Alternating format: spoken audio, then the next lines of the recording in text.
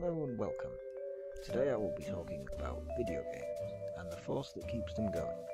We like to think that they are driven by happiness, that our joy keeps the companies going. But sadly, this is not so. Their games are made to make money, and lots of it. But how do they make this money? Well, first, there's the obvious. They sell them. You buy the game and give them some money. In addition to that, there are special versions with a few little extras to encourage people to pay that little bit more. But is that the best way? What alternatives are there? Well, how about subscriptions? You periodically pay money to gain and retain access to a video game. For example, this is used a lot in online games. It covers the game's running costs, as well as funding continuous expansion of its content. If you just bought the game and that was it, well, then they would be making that content for free, and that probably isn't going to make them very rich at all. They could perhaps be sold as add-ons, extra content that expand the game. After all, who doesn't want a silly hat to pack? This, in addition to the initial price, can help extract more money from a game. It could also be used as an alternative to an initial purchase price.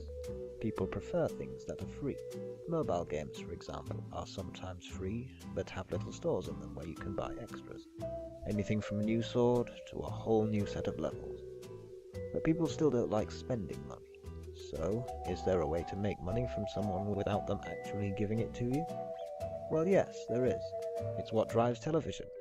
And no, it's not Morgan Freeman's awesomeness. I'm talking about advertising. Now that can be as simple as sticking adverts into the game's menus or in-game billboards, or it could even be used as an alternative to actual payment, so you get the option to watch some adverts instead. The gamer pays nothing, but the game still makes money. Useful for getting money from those who don't like to spend. After all, first rule of commerce, make it easy for people to give you money. But the sources of revenue for a game are not limited to the game itself. So what else can they do? Well, one word. Merchandise. T-shirts, posters, novelty figurines. These could make a surprising amount of money. With some story-heavy games, they could perhaps be turned into books or films for additional revenue. Finally, you could hold an event centered around a game and charge entry fees. Admittedly, that might not make much, but it would double up as advertisement for the game and for the company.